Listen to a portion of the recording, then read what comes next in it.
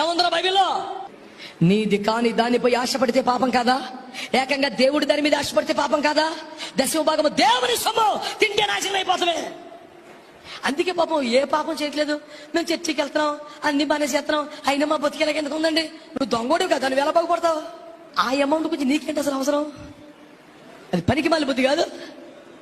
అట్టి బుద్ధి ఎవరిలో ఉన్నాను నశించును గాక. అడుక్కు తినడానికి అలవాటు పడ్డారు. క్రీస్తును అడ్డు పెట్టుకుని, క్రైస్తవాన్ని అడ్డు పెట్టుకుని ఆ ఎదురున్న వ్యక్తులు చప్పట్లు కొడుతున్నారు. ఏం అర్థమై చప్పట్లు కొడుతున్నారు? మరి ఎందుకు ఆమీన్ చెప్తున్నారు? ఎందుకు స్తోత్రం చెప్తున్నారు? ఇది కాని దానిపై ఆశపడితే పాపం కాదా? ఏకంగా దేవుడి దాని మీద ఆశపడితే పాపం కాదా? దశమ భాగము దేవుని సొమ్ము తింటే నాశనం అయిపోతామే. దశమ భాగం దేవుని సొమ్ము తింటే నాశనం అయిపోవడమే అంటున్నాడు. ఎందుకు అంత ఇంపార్టెన్స్ ఇస్తున్నావు దానికి, దశమ భాగానికి? అందుకే పాపం ఏ పాపం చేయట్లేదు. మేము చర్చికి వెళ్తున్నాం, అన్ని బాగానే చేస్తున్నాం, అయినా మా బతికేలాగా ఎందుకు ఉందండి? నువ్వు దొంగోడు కదా, నువ్వు ఎలా బాగుపడతావు? ఈరోజు సంఘంలో చాలా మంది వర్ధిల్లకపోవడానికి, బాగుపడకపోవడానికి కారణం ఏంటంటే దశమ భాగాన్ని ఇవ్వట్లేదు కాబట్టి అని చెప్పుకొస్తున్నాడు. దశమ భాగానికి మనం బ్రతుకుతున్న బ్రతుకు సంబంధం ఏంటి? కొత్త నిబంధన బోధించని దాన్ని ఎందుకని ఇంత గొంతు దించుకొని అరుస్తున్నాడు ఈ వ్యక్తి?